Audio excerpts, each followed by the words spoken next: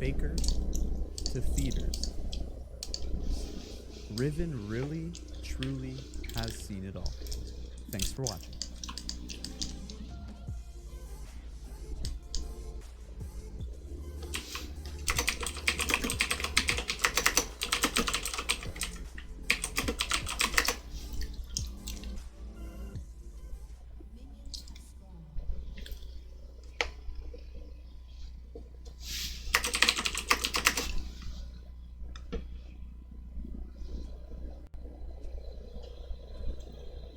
In the early days of League of Legends, there was a huge problem that existed in the game. Melee champions versus range champions. These range champions far outclassed and dominated melees, and there was little to nothing you could do to stop them. The poke, the sustain, the pressure, and fighting over every minion, every single CS, completely frustrated anyone trying to play Jax into Morgana top lane. Yes, Morgana top lane. Back then, there weren't the same measures that were put into the game that we have now to help with this issue. No second wind, no resolve tree, no Doran shield, and in general, ranged champions have had their early base stats and base damage lowered by quite a bit. Don't believe me? Well, LeBlanc on her release could one-shot you by starting boots at level 3. Because of this, there had to be something done. There had to be a way to fix this. There needed to be a melee champion that could survive, take trades and not lose all of their health, have crowd control, and carry the game. And in 2010, we finally got a tease of a champion that was actually on an issue of PC Gamer and then on the official League of Legends forums. As an article by Rift Herald states, this hasn't exactly aged well, saying she is the latest in a long line of pretty ladies joining the League of Legends. Wow. Anyway, that solution was named Aurelia, and on November 16th of 2010, she was finally added to the League of Legends.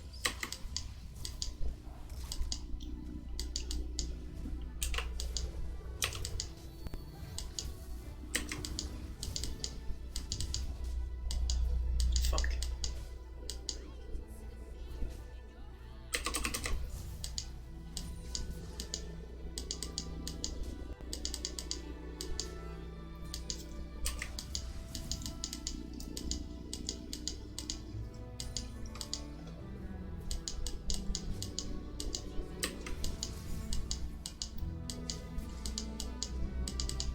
Now that Mo is probably gonna want to 1v1 me.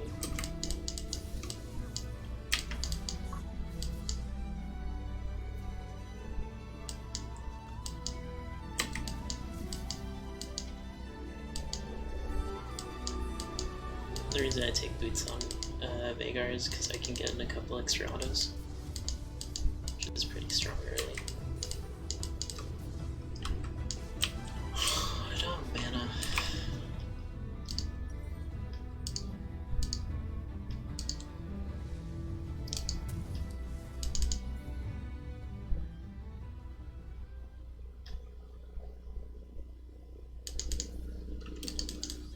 Aurelia is an Ionian.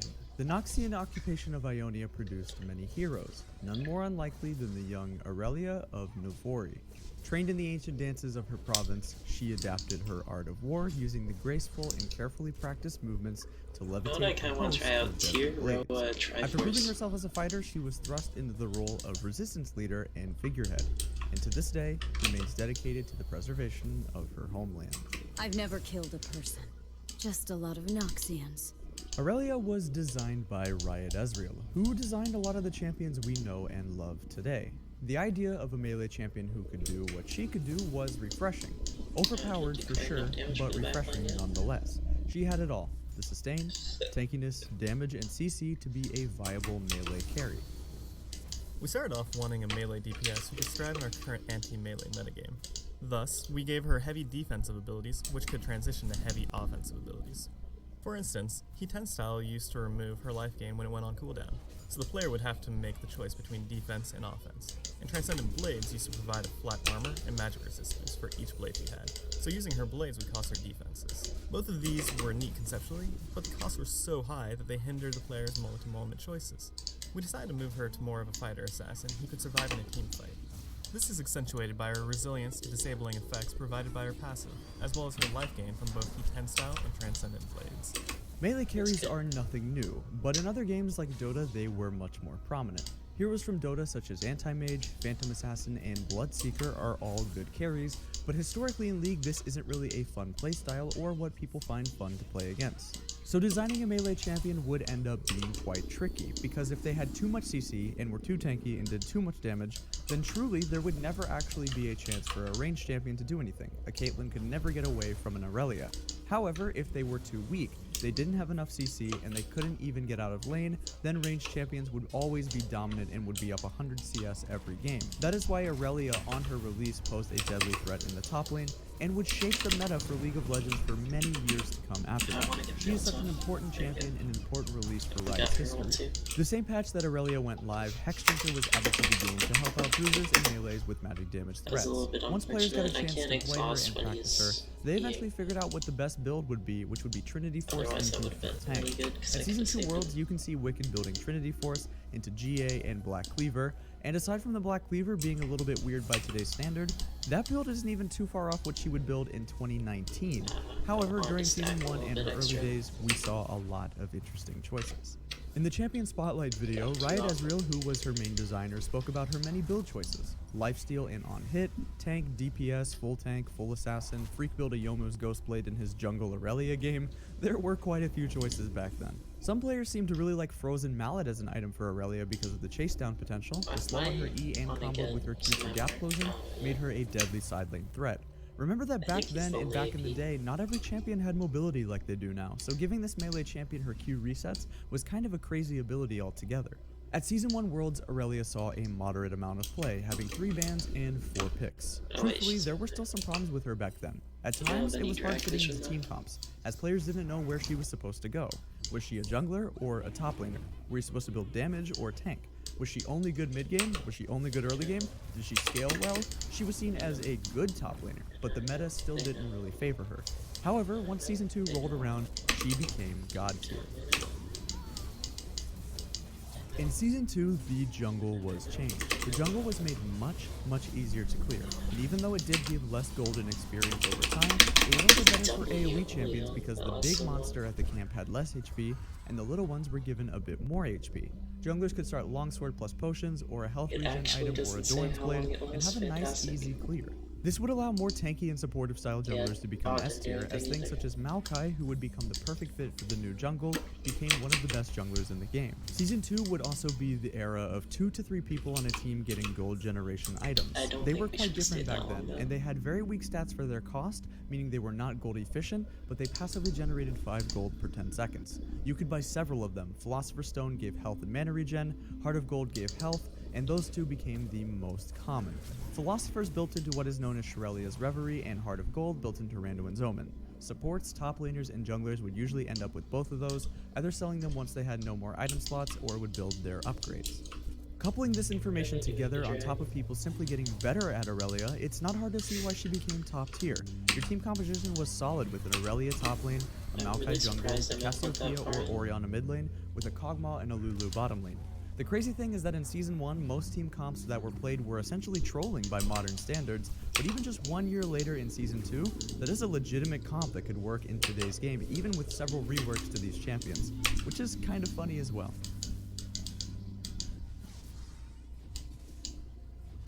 In October of 2012, the World Championships for Season 2 came to what would become the hub for all things esports in the following years, Los Angeles, California. This was a historical Worlds, and an interesting thing is that this is the first time Korea participated at Worlds. Only shortly before that fall, the first server came to Korea for League of Legends, and until 2018, where last year China's IG won Worlds, Season 2 was the last time that Korea did not win. The Taipei Assassins, or TPA, were a Taiwanese powerhouse that would go on to win the tournament. In fact, in the finals, the only game that they lost to Azubu, and ultimately their 3-1 victory, was against none other than an Aurelia top lane. During Season 2 Worlds, Aurelia saw a good amount of play in total, having 9 bans and 7 picks. Players were basically settled on Trinity Force into tank build, and this is also back in the day where Trinity Force had critical strike chance on it. This meant that over time, through sheer luck even sometimes, you'll have plenty of damage and win trades in extended fights because your autos sometimes will crit. sometimes you just get lucky. Clearly, this is a very unhealthy game mechanic, but truly back then, this wasn't even the worst thing that was in the game, which is also probably why it took Riot so long to change Trinity Force. When you have assassins who have silences, Triforce having crit is one of the least of your worries. When it comes to her playstyle, it wasn't just Aurelia that was strong during this meta. The top lane meta was all about sustain and some off tanks. Jax had Spellvamp, Udyr was a good top laner, Aurelia was solid, Lee Sin and Riven had a much higher health regen back then, and Lee Sin had even higher base stats than he has now, and if your champion didn't have sustain, how are they supposed to trade blow by blow while laning? Wait, how do you get true damage on me? Now, it wouldn't be a history of Aurelia video without tackling the better nerf Aurelia meme. The idea of the meme was that back in the day, players time and time again would say and notice that no matter what happened, no matter what champions or items or runes that were overpowered, they better nerf Aurelia too. Kayle is too strong? Well, better nerf Aurelia. Infinity Edge does too much damage? Better nerf Aurelia, etc, etc. Aurelia mains and players were known for their complaints, their champion was just always getting some nerfs. Here's the thing, because that was happening and Riot knew that Aurelia players were complaining about this meme may have had the exact opposite effect. In fact, in all honesty, before she was reworked, Aurelia was one of the least nerfed champions of all time. The saying back then held almost no intrinsic value. Better nerf Aurelia is kind of an outdated joke at this point, but way back in Season 2, it was a super popular notion that in the end, no matter what happened, Aurelia would get nerfed. So, it's like Aurelia. Aurelia, for some reason, doesn't get nerfed. Even though she's been relevant forever as Aurelia players. Aurelia players and AD carries are the most vocal players by far. It's like, you always nerf us. When was the last time Aurelia's even been nerfed? I'm gonna go look it up. Let's go look it up right now. She wasn't even hasn't even been nerfed. Holy Aurelia players are geniuses. Like, she doesn't even get nerfed. This has all been buffs. And on that list, Aurelia scores an 8 total nerf score, which actually doesn't even put her in the top 40 most nerfed champions. As far as Aurelia build and strategies, back then, as we said, you would almost never build any damage items aside from Trinity Force. There were players who valued things such as Blade of the Ruined King, Youmuu's Ghostblade, Wit's End, or Rage Blade, but the high elo and one tricks most of the time thought otherwise. The reason this would work for Aurelia and she would do enough damage simply by only building Trinity Force into full tank has a lot to do with what skills you would max and the way that your W worked. Aurelia's W Heat 10 style had a passive and an active, and it was an ability that didn't have any type of scaling. The ability only got stronger by putting points into it. The maximum true damage you could get per auto attack was 75, so your skill order for the old Aurelia was almost always W into E into Q. Maxing your E second would increase the duration on your slow and stun, and it had a pretty good base damage. But here's the problem. Aurelia was not an AP champion. You were not building ability power, and look at the two skills that you were putting all of your points into up until level 13. One of them scales with nothing, and the other one scales with AP on an AD fighter champion. Huh, that's pretty bad design. The compensation for this is that you would get attack speed, health and AD, crit chance, ability power, and spell blade from Trinity Force, and around levels 6 to 13 you just try to snowball as much as you possibly can while itemizing tank after your Triforce. So easy. She was much more auto attack based back then because your Q was not nearly as strong of an ability as it is now, and of course 75 true damage on hit is really good damage, but that is a flat number, not scaling. This means that at level 9 when your W is maxed out, your opponent could have around 1200 or 1500 health, you will feel that 75 true damage on hit. In just 10 auto attacks during your trade, the bonus damage alone would deal 750 damage, obviously not taking into account any other damage in your kit. Aurelia would be the queen of mid-game. You wanted to do everything you can after you got your Trinity to start that deadly snowball. Dive your opponents, win 2v1s with your tenacity and point and click 2-second stun, deal with tanks early game because of your sustained true damage, dash all around the minions with your Q once you have a Sheen. The champ was fun, deadly early in mid game, and had some very favorable matchups in certain metas. A team could easily play around an Aurelia top lane as a real carry threat. Early game junglers that were dominant in Season 4 like Lee Sin, Kha'Zix, Elise, and Rengar made it a horrible experience as a top laner getting chain stunned by an Aurelia and an Elise and getting camped until you rage quit. At the time this was a pretty standard rune page with the old runes. You were pretty much dipping into every stat that you can here and they are all important for your damage and survival. For her playstyle, there were a couple of matchups that you did really well into. The Riven matchup was slightly favored for Aurelia, but still a very fun skill matchup. Aurelia had a ton of burst after her Sheen, and a lot of outplay potential when it comes to a last-second stun by Aurelia, leading into Riven's death. However, if Riven itemized correctly, typically building health and ninja tabby, it became almost entirely a skill-based matchup. Aurelia by design was a simple champion, but required good macro understanding of the game and not wasting all of your spells and cooldowns. She was a methodical laner that used her built-in sustain from her W to heal up after some short trades, and had to play heavily around her cooldowns. There is a really cool article/guide on Liquid Legends, and I gotta say, I love these old guides. They're a blast from the past and just hit you with those nostalgia feels. I always love finding little gems like these, and even back in 2011, some players were talking about really good EU Aurelias such as Wicked. These notable Aurelia players made such an impact on the community. Everyone who mained Aurelia at least knew about guys like Wicked and Aurelia Clears You. If you liked Aurelia, you could learn so much from watching them play. Speaking of notable times and impacting the community, there was one thing that happened a few years later in 2015.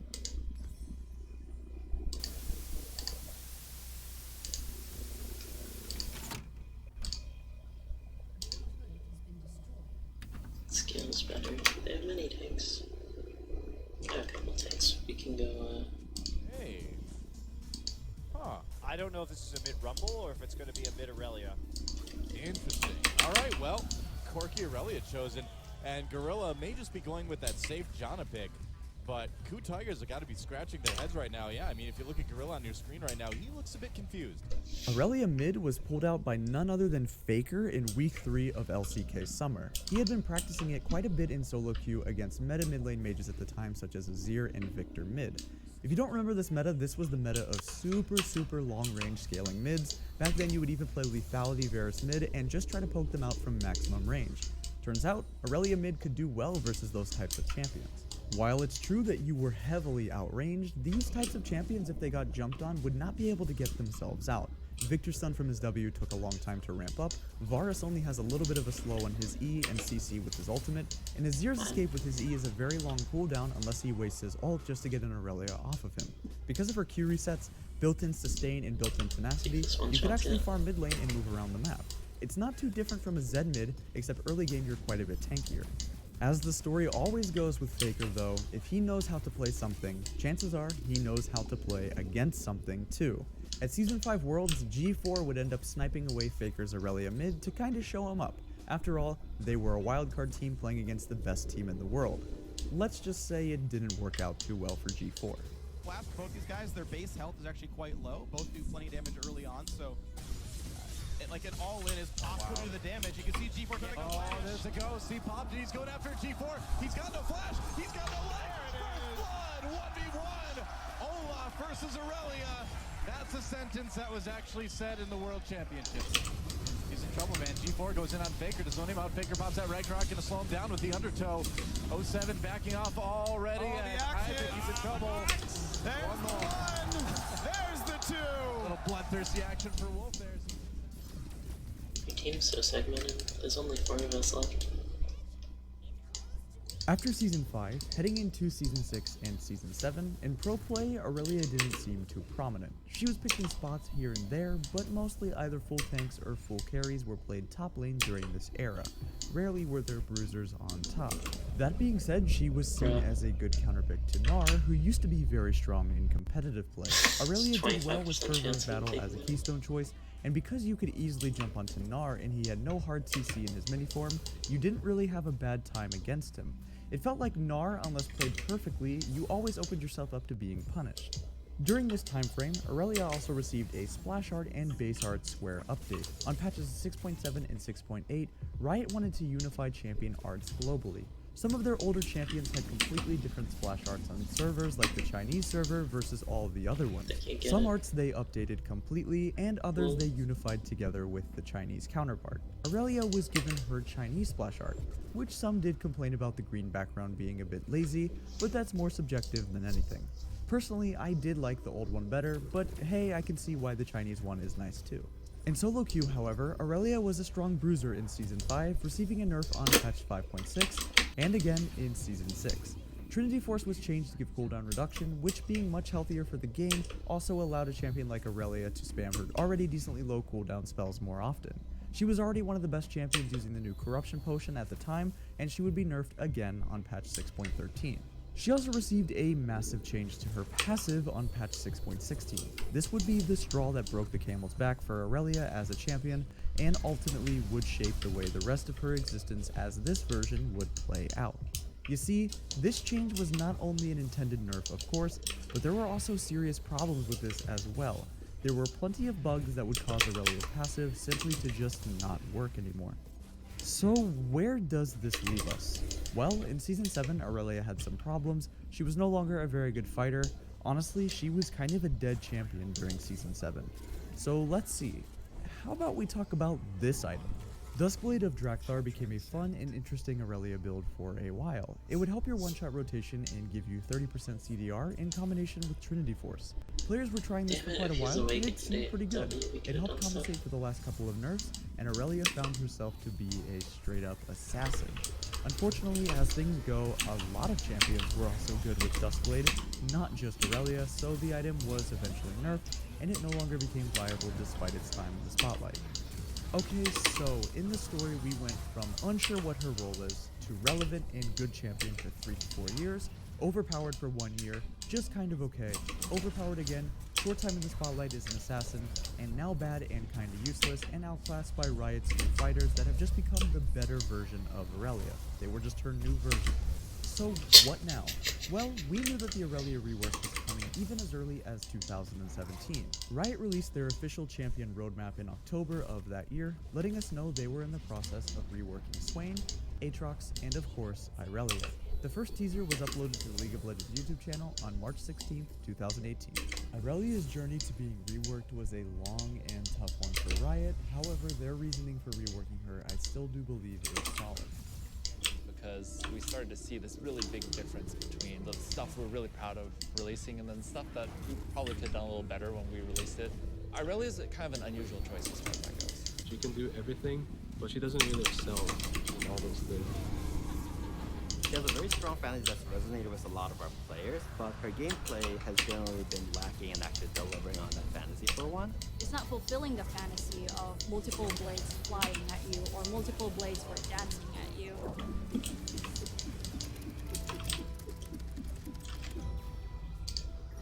If we can really nail the blade dancing fantasy, you can make her one of the coolest champions in the league. One thing that they always need to make sure of when they rework champions is that their current mains and players don't hate the rework. I know for all you players out there who have had their champion reworked how frustrating and scary it can feel. Personally, if they ever reworked my Riven, I don't know what I would do. I'm still sad to this day about the LeBlanc revert, and I wish I could play the old one. Everybody would be a little bit nervous hearing that like a champion that they really like to play is getting like a massive update. For Irelia's rework, Riot enlisted the help of Aurelia Carries You. Player Labs is Riot's opportunity to test out our content with players, like not internally, not with our development teams, but with actual real players. So we have been looking for people who either currently play Aurelia and like her, or people who play top lane skirmishes with similar characters and like those as well. Aurelia Carries You is like a really notable Aurelia main in the community, and we want to specifically invite him into playtest. Even though the stun wasn't the same, I still felt like, oh yeah, it's still there, and it's still set up with the same stuff that I used to set up before. But at the same time, I'm not like realizing always having that flash up and all. Getting his read on it at that point was really, really helpful. Being able to say like, hey, these are some of the things that we want to hold true. What do you think? Overall, it seems to be doing pretty well. Not gonna hate us for the rework. No. After months upon months, day in, day out, struggling to find out what they can and cannot do, Riot finally finished up with the rework, and on April 4th, 2018, this is what we got on the live server. There is beauty in tradition in a dance. Grace in every step. Power in every turn.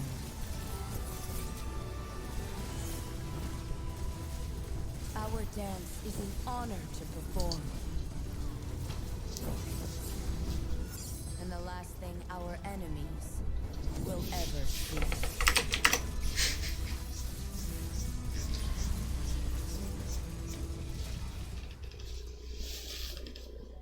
Literally on day 1 of the release of the rework, Irelia was nerfed. Having a hotfix is nothing new to League of Legends, but it would only be fitting for the nerf queen herself that she would receive a nerf less than 24 hours after its release. Immediately, Irelia's rework left a massive shockwave in the League of Legends community. She was the new phenomenon in town. So many high-elo players and pros were trying her out. The old mains and new mains alike were learning how to play as and against her, and her pick and ban rate shot way up as a result of this popularity. Right away, most players assumed that Irelia was supposed to be a top laner. After all, she was pretty much a top laner her whole lifespan as a champion before, and that mid lane Irelia stuff was a joke, right? I mean, Faker just used it during that meta. He's trolling otherwise for sure, no? Well, League of Legends is a funny game sometimes, and history always seems to repeat itself. Somehow, someway, Faker invented both old and new Irelia in the mid lane. Sometimes the world just makes sense. Irelia had great success as a mid laner after her rework because truly, this was the perfect lane for her. The total damage reduction on her W made her great at dealing with burst mages, and she had the sustain and damage to be god tier mid if played well. She was instantly seeing success at high elo in competitive play as a mid lane champion, and her kill pressure was unbelievable. So many high elo mids and pro players were known for their Irelia 1v9 performances. Exhaust off for the E. And that's why I love exhaust mid. It screws up with his video. He's still fast. I don't think he's rallies yet.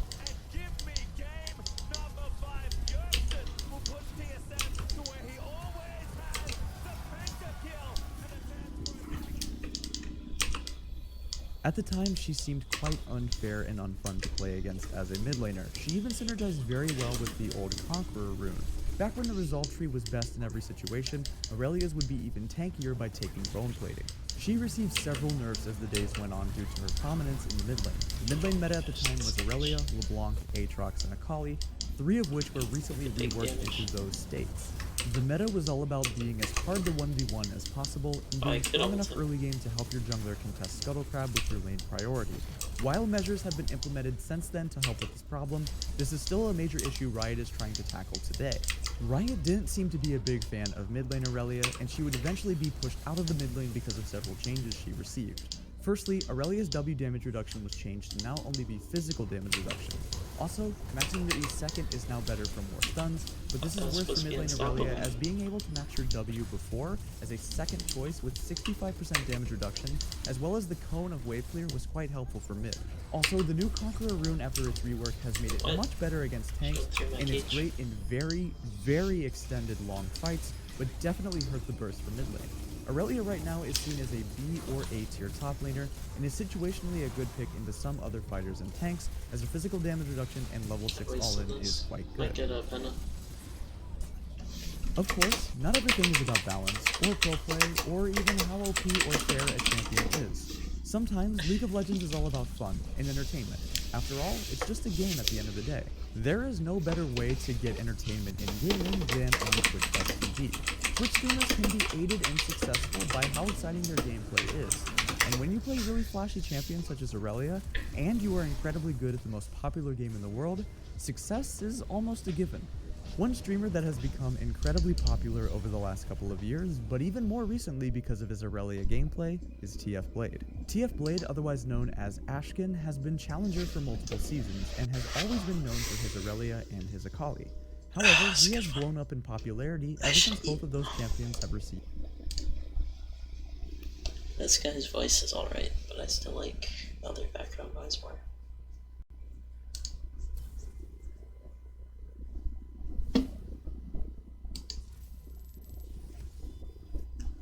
Maybe, what's the polybias video again?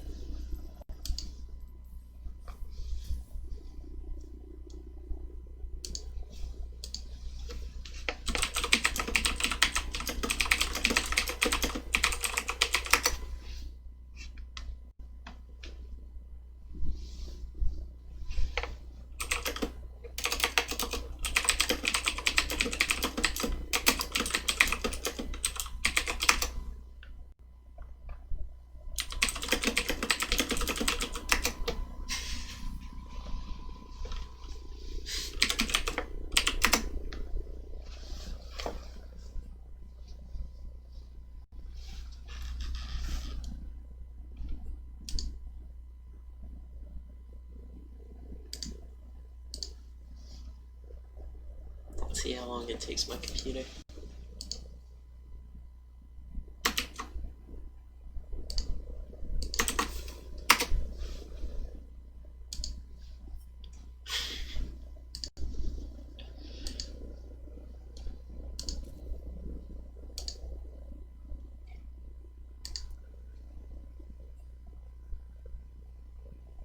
That is a really